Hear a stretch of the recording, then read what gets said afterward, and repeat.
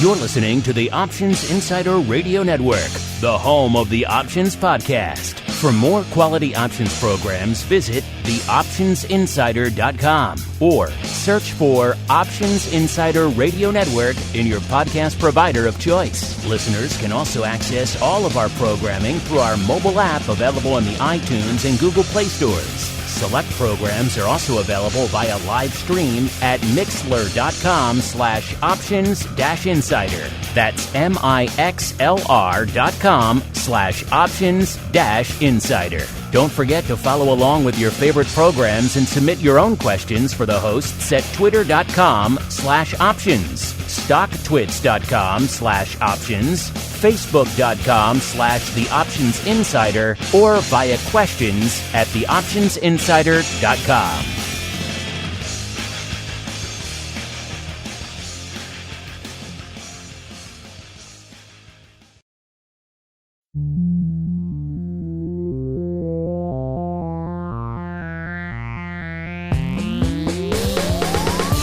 Join us now for the expert source for inside information on the options markets. It's time for Options Insider Radio with your host, Mark Longo.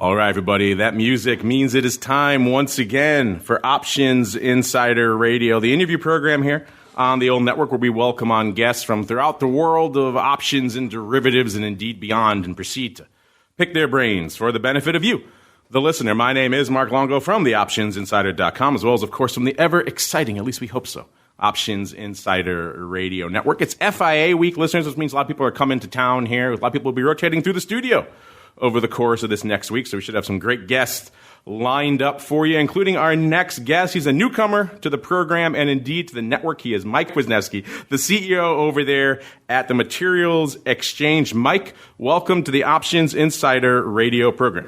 Thank you, Mark. It's great to be here. And Mike, as we are wont to do with all of our first-timers here, why don't you go ahead and give our audience a little bit of an overview of your background and how you found your way to starting MaterialsXchange. So I started trading lumber, actually buying and selling real truckloads of lumber back in 1995. I needed a job, and my college roommate was already in this business. So I called him up and said, who does what you do in Chicago? Because he was out in Oregon at the time. And there was a company here that I walked into the front door and said, I want a job. I want to sell lumber. They tried to talk me out of it a couple times. And every kid's dream, hawking lumber. There we go. See, you were living the dream, sir. Exactly. The only reason I chose it was because my buddy was making money doing it. So it seemed like a great thing. And they gave me a job. So then I started buying and selling truckloads of lumber. And that company actually was pretty involved with the lumber futures contract as well. So I learned how to trade futures with them. The whole hedging process of hedging physical with the derivative, and that got me in the industry. So then, at the turn of the century, around late 1990s, 1999, all my friends were doing Y2K stuff, and it was fascinating to me. And I'm in this old school industry of lumber that so I couldn't handle it anymore. I decided to leave, and I went and worked for Don Wilson at DRW. I was a clerk. In fact, Don called me up and hired me. It was pretty wild. So then I learned how to trade options at DRW, and the move there, that was at the same time that the ISE started cross-listing options, and it turned the whole option market making into turmoil. I remember it well. I was on the SIBO at the time, and the looming specter of the ISE was a boogeyman for pretty much everyone in the business, certainly everybody on the trading floor back then. Oh, yeah. The career path at DRW at that time was to head to the SIBO, and I said I had just come off a little stint working upstairs, actually trading on ISE products, And that was basically the first electronic marketplace that hit the U.S. I just didn't want to go to the floor. So a friend of mine hooked me up with a company in Glenview, DE Trading. And they were one of the first arcades. And so I got a job as a trader there, trading electronically on the Eurex platform. And those were the days where there was a up to 1 second delay from when you clicked until you saw your order actually get filled in the market. The market would go down. We'd lose our connectivity over to Eurex, and so many stories. I know a guy that hit the trade out button 4 or 5 times. And then when it came live, he traded out of a position 4 or 5 times. He went from long to really, really short. But I learned how to trade electronically, and it was cool. It was fun. And then in 2009, the CME announced they were putting lumber futures on the Globex platform. So I did what I call the reverse commute. I went from being an electronic trader to walking onto the floor. Oh, you went down to the floor. Okay. Yeah. I guess that was kind of where you had to be to do the size in lumber, right? It was. Well, there was nothing going on the screen. So I actually got a deal with the CME to be a market maker. And I was the first guy to walk into the lumber pit with a computer. And I made money day one, just arbitraging between the electronic market and the pit market. And then the market shifted really quickly. It was about 18 months for the market to go almost exclusively on the screen.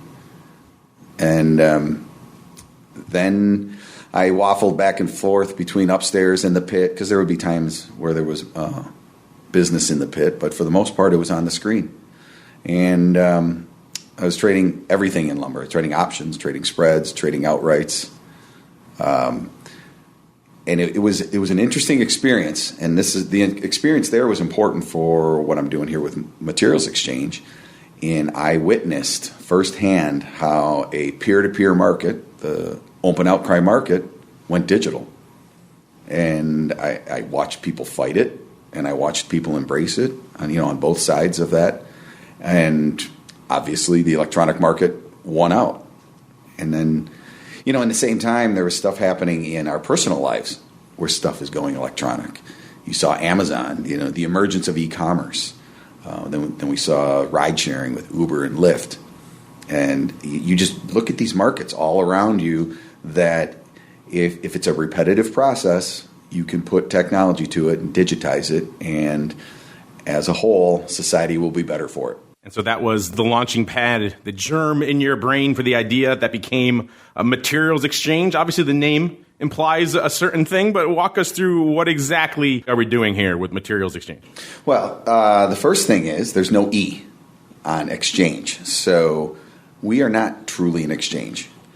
It is the elevator pitch on this is it's commerce. It's e-commerce that has a user front end or a UI that looks, feels, and acts like a digital financial market, which that's really important, because in commodity markets, which we're addressing, the price moves up and down, and the average consumer doesn't get that. We're used to just storefronts. What's your price? And you walk up and buy it, or you don't. You just walk away. You don't put a bid into the market. But in the commodity world, both future side and on the cash side, the spot traded side, the bids are just as important as the offers. It's a two-sided transaction. So that's my long elevator pitch. It is e-commerce. We move goods, we move money, but we also do price discovery on the platform. So you say it's not an exchange. One of the traditional roles of the exchange is what you just mentioned, kind of the price discovery. You have market makers and liquidity providers out there disseminating markets and providing that price discovery function. Are you saying by not having the E, there are no liquidity providers? It's more of like an order matching platform? We do not have what you would traditionally say is a liquidity provider. Now, we are an open marketplace, so anybody can get on there, that any qualified person. Basically, if you are able to buy full truckloads of material or sell that full truckloads, you can be on there. And and I want to be specific that we're open, and we don't want to be there just for one segment of the market, the producers. We're not only representing producers. We're not only representing buyers. We want it to be free-flowing because that's the way the market should be. There are intermediaries that can provide a lot of value in that market-making function or liquidity-providing function at times in the market. But we don't define anybody's roles. If you can buy full truckloads of lumber, you can be a buyer. If you have full truckloads of lumber to sell, you can be a seller. So obviously, we're talking about slinging large amounts of materials. You've talked a lot about lumber. I'm assuming lumber is in the initial mix, but What kind of goods, what kind of materials can I trade these days on MaterialsXchange? Okay, back to the name. Materials is our core. We believe strongly in sticking to that marketplace, but you have to start somewhere. Lumber is my background. We're starting with lumber. Our vision is that any commoditized building material or raw material will be able to be traded on the platform. We need to kind of prove it to the marketplace first that lumber works, or that the marketplace works, and we're going to do that with lumber, and then we're going to move on. And in fact, I'm sure there's going to be materials that there's no market for them yet. They haven't even been created. Silicon chips could be on this market, or who knows what the next thing is. If it's a commodity, if it's a standardized product that's bought in large quantities in a wholesale marketplace, we can do that. You mentioned you're not really an exchange, so places like CME shouldn't really see you as a competing marketplace, maybe more as an additive type of venue. People can come in and get the materials, and then they graduate to the products over there? We actually have a vision that we will be a fantastic partner for these exchanges. If we are able to get a platform that is fluid, working well, side by side with a futures exchange, you'll be able to do your hedging. I mean, one of the hardest things about hedging inventory is trading out of that hedge, because they kind of, in a perfect world, they happen simultaneously. You move your underlying product and you take your hedge off. So if both markets are digital, you could actually have orders tied to each other, where if your product gets sold, you lift your hedge. So we have no interest, absolutely no interest in entering the derivative space. Like, we are a commerce platform. And so obviously you're talking about hedging, so your contract specs then have to at least line up with what we're seeing on some of the other venues so people can come in and hedge effectively. The answer to that is yes, but the answer is yes because the contracts that they trade on the derivative exchange are the most liquid, widely used. So yeah, that's going to be the product that or similar to the product that we trade. It would be illogical for us to have an item that isn't widely traded, right? So we're designing it that way, but there's a reason, because that's what's most widely traded, right? It'd be bizarre to have some esoteric, crazy-sized contract that no one has really seen before or hedged. Speaking of seeing before, you guys went live on Monday. What's the response been like? You've already put up some trades on the platform. What are you seeing here in this early blush on the early days of MaterialsXchange? Well, first off, we are calling them transactions. We are trying to differentiate ourselves from what is traditional exchanges, so we're going to call them transactions. They're same thing, they're trades. The first transaction was between a German sawmill and a family-owned regional lumberyard chain in Texas, and it really pleases me to see these two entities trade. First off, they had never done business together, so we connected them, they connected, I should say, through the platform, which is really cool. And second, it works well for the European sawmill. There's a time delay, there's a money issue, currency issues. Our platform unifies all of that, and it was able to connect two entities that are fairly distant as far as management goes. But the reality is, the German sawmill imported their wood into a port in Houston, and the wood's going up the road into the central Texas. Now, did you guys facilitate this? Did you guys go out and find the lumber mill in Germany and the firm in Texas, or did they come to you saying we're looking to use your platform? How did you get this first trade off the ground? I have relationships with both companies and people at both companies, and yeah, they see this as a valuable tool, as it helping them in their day-to-day business. So we got them trained on the system, and it was a natural fit. So yes, we sought them out. We marketed to them, but it was a really easy sell. These two entities, if the average person understood how much work it takes to try and effectively buy or sell lumber in the way the market works currently, the traditional method, it is a lot of communication. So basically what you're doing is through your communication, you create a single channel of data between you and a counterparty. On the platform, we aggregate those channels from every user and bring it to a central place, meaning one user can instantly connect with all the counterparties on the platform. So one seller can see all the buyers' bids. One buyer can see all the sellers' offers. So it just makes sense for them. Adding a little transparency to that counterparty process, which can sometimes be daunting. Looking here right now, looks like your first products are oriented strand board, European spruce, and southern yellow pine lumber. Is that correct, sir? It is very correct, yes. And how's that product mix looking so far? Are you going to stay focused on the lumber scene for a while, or are you already planning the next iterations of what you're going to add here on MaterialsXchange? You know what? We need to be really focused on the next 2 weeks, 2 months, 6 months, and make sure that this platform performs as we expect it to. At that point, adding more products is simply a user interface issue and a marketing issue. Once when the plumbing is proven, just adding more products.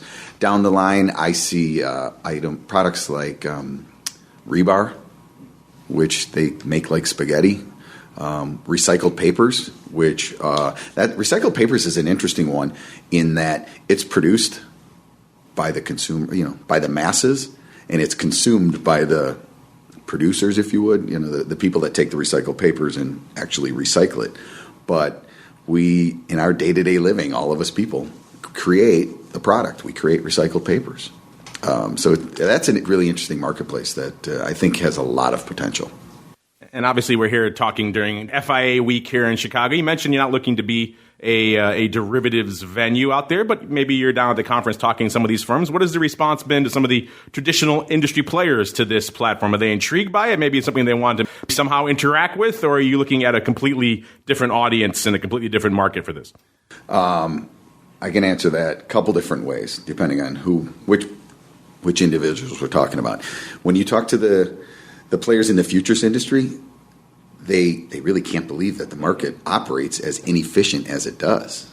Our futures world, you click the mouse, it happens. Even the trading pits were quite efficient compared to the way the cash markets operate. So when I'm explaining this and I say nothing like this exists, they don't believe me. I'm like, no, man, you check it out. You're going to find it does not exist. On the other end of the spectrum, the people that are involved in this cash daily market or the cash trade,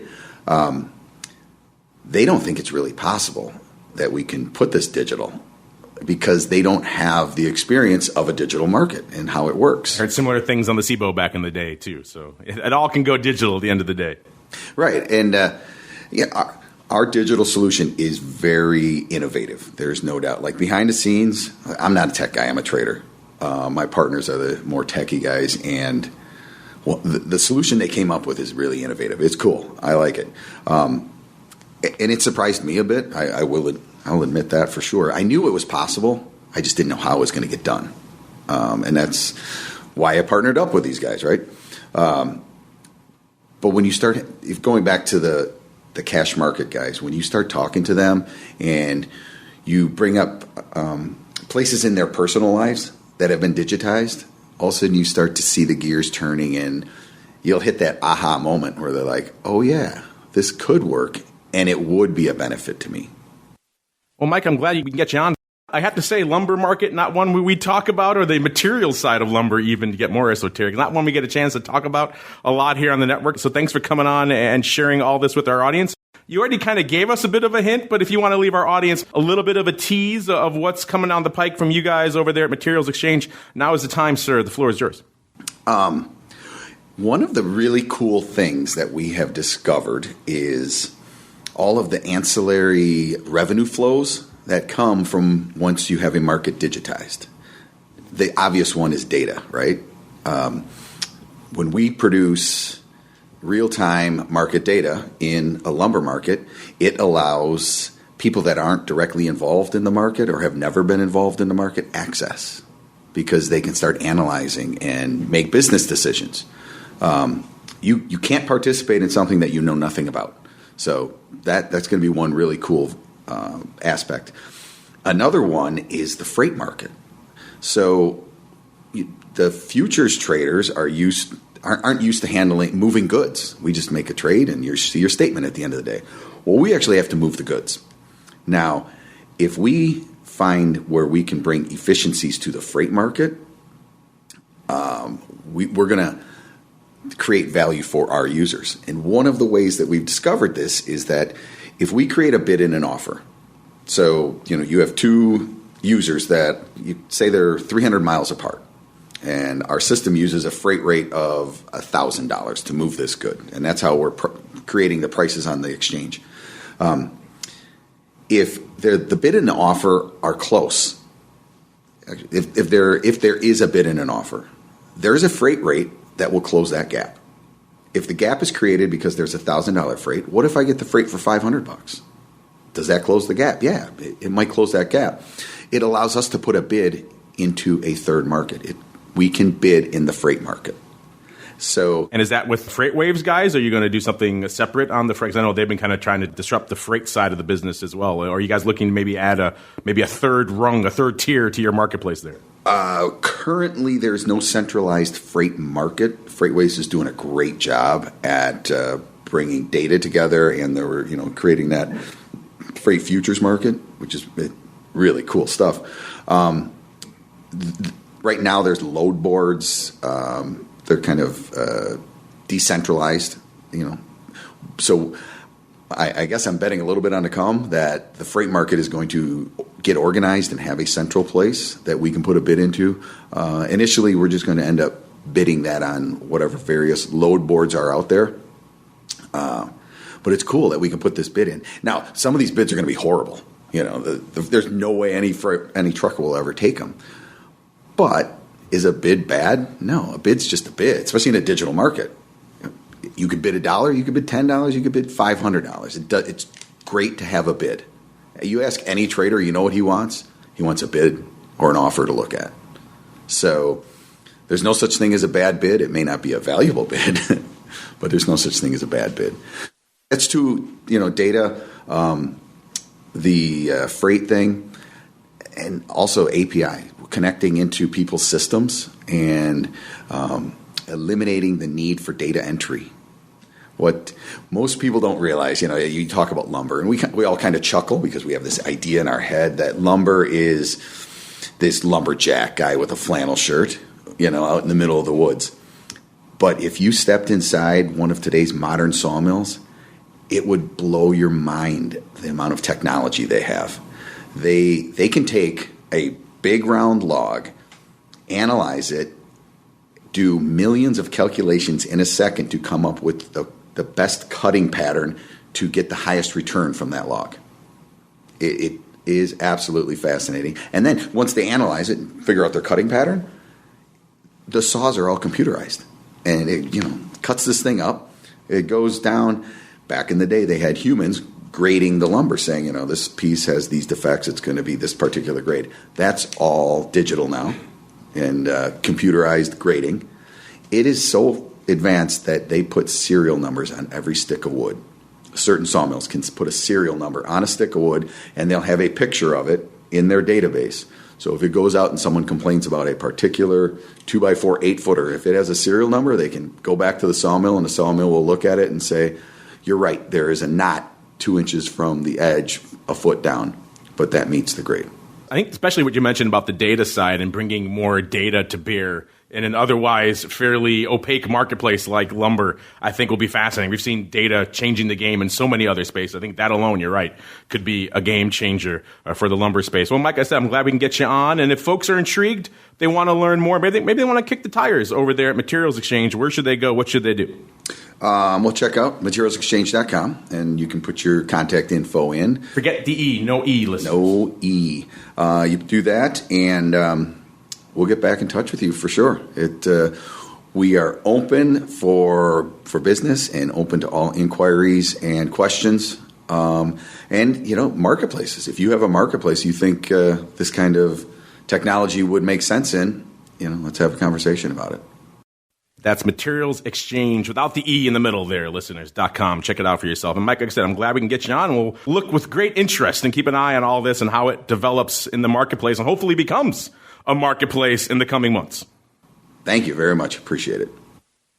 You're listening to the Options Insider Radio Network, the home of the Options Podcast. For more quality options programs, visit theoptionsinsider.com or search for Options Insider Radio Network in your podcast provider of choice. Listeners can also access all of our programming through our mobile app available in the iTunes and Google Play stores. Select programs are also available via live stream at mixlr.com/options-insider. That's mixlr.com/options-insider. Don't forget to follow along with your favorite programs and submit your own questions for the hosts at twitter.com/options, stocktwits.com/options, facebook.com/theoptionsinsider, or via questions at theoptionsinsider.com.